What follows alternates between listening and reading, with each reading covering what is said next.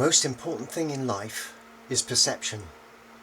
No matter whether you are perceiving through your five senses, six senses, I'll talk about the sixth sense later, we've all got it, or you're perceiving through your mind or through your emotions, it's all perception, and yet perception is flawed.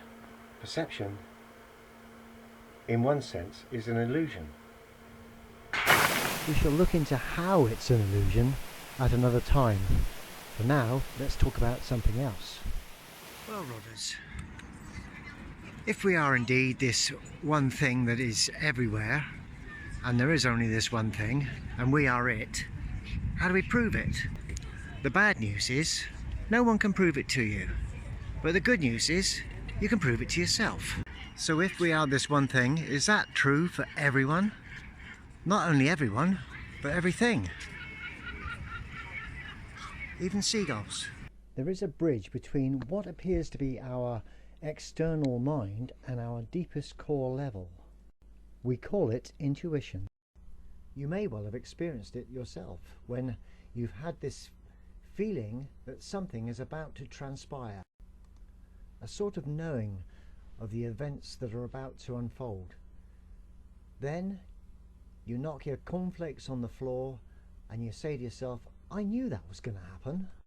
Here's an instance I experienced just the other day.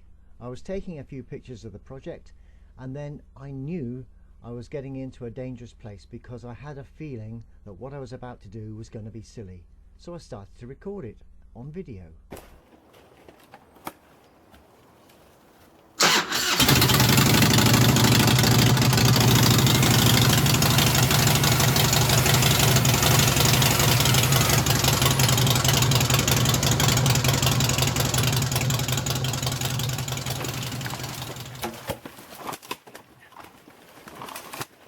Lucky for me, not as dangerous as I first expected it to be. That is, if my intuition hadn't have warned me. But it could have been. This video is in no way intended to be a plug for any of my books.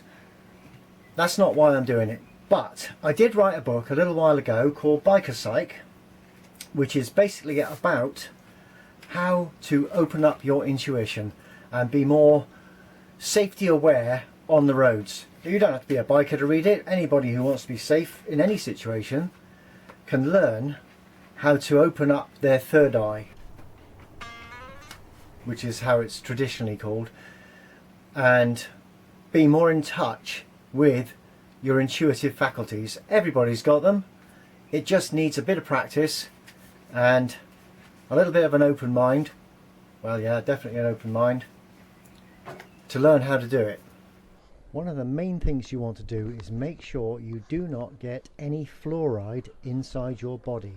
Not from the dentist, not from your toothbrush, not from drinking fluoridated water. Just keep it out of your body. Fluoride not only makes your teeth go black, but it also calcifies the pineal gland, and the pineal gland is the seat of your intuition. So if our intuitive faculty is linked to where thoughts come from and therefore closer to the source of all things, where do thoughts actually come from and what are they? That's a question that's been going on for millennia. Thoughts are definitely not localized. If they were, you wouldn't have somebody say exactly the same thing as you were thinking in that moment. And now that's happened so many times with my lovely wife here. Hello, Sue. I'm thinking something and she'll suggest it to me. We've just been down to have a look at the Rocket 3, the new one, and I'm thinking I'd like to have two of those, one for riding and one for customizing. And my mind goes off thinking about who I'd get to do some work on it, and Sue says you could take it down to Phil, and Mr. Phil Piper, see what he could do with it. And I was thinking exactly the same thing.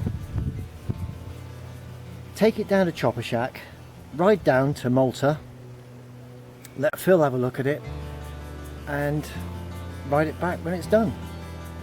So that just proves that thoughts are not local. Your thoughts are not your own. They are a universal medium, a universal medium. There are some theories that suggest that thought is a stream of energy that comes out of that central part, the infinite intelligence that creates us and our lives.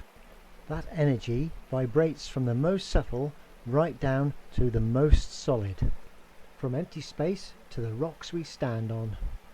Although science hasn't completely made its mind up on the situation yet, if we do in fact live in a universe that has started with a big bang and is continuing to expand, then that universe is one big explosion.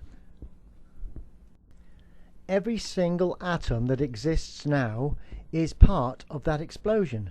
You are part of an explosion. Just take a real good look at anything that explodes and just notice that it is in fact very chaotic. Doesn't it make you wonder that the explosion we live in is actually very ordered?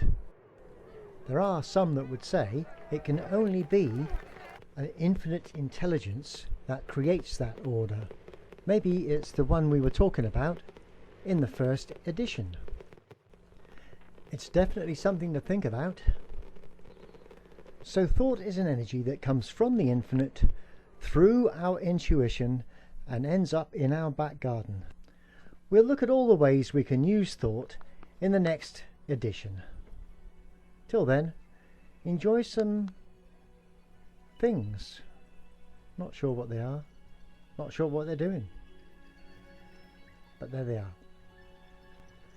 Catch you next time. Bye.